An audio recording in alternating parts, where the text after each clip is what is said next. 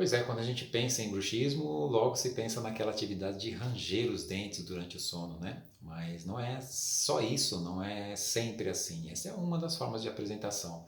Mas nós temos diferentes tipos de bruxismo e é preciso diferenciá-los, porque as abordagens serão diferentes também.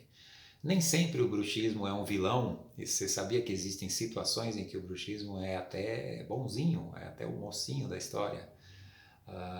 Nós temos o bruxismo do sono, mas também existe uma atividade de bruxismo que a gente faz em vigília, ou seja, quando você está acordado.